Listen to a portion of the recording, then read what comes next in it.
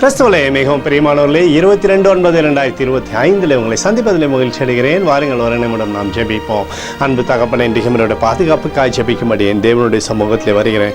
என் தேவனுடைய நிறைவும் அன்பும் ஆசீர்வாதம் விடுதலும் என்னுடைய வாழ்க்கையிலிருந்து செயல்படும்படி நீர் செய்தலும்படியாக ஜெபிக்கிறேன்.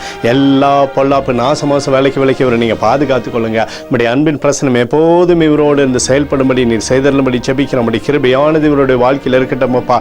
நன்மைக்கு மேலே நன்மை இவருடைய வாழ்க்கை நீர் தருவீராக. இயேசு கிறிஸ்து சிந்தின பரிசுத்த ரத்தத்தை இவர் மீதும் ஒரு குடும்பத்தின் மீதும் செய்கிற சகல காரியத்தின் மீது பூசுகிறேன். ஆகவே இந்த நாள் முழுவதும் மகிமையின் ஆசீர்வாதம் இவரோடு இருந்து செயல்படுவதாக.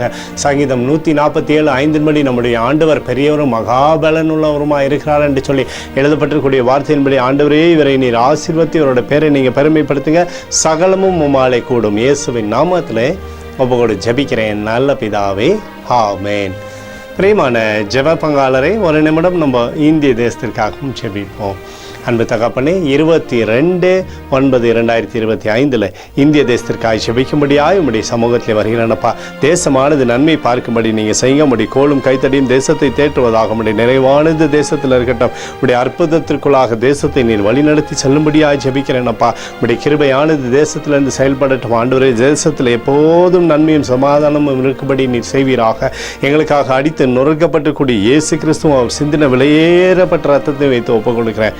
அத்தோடு இந்திய தேசத்தில் எழுப்புதலை தரும்படியாக ஜெபிக்கிறேன். எழுப்புதலை தருவீராக, எழுப்புதலை தருவீராக, எழுப்புதலை தருவீராக.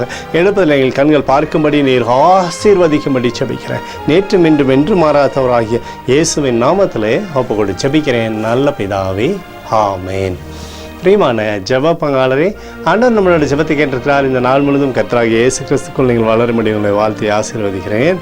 ஆமென்.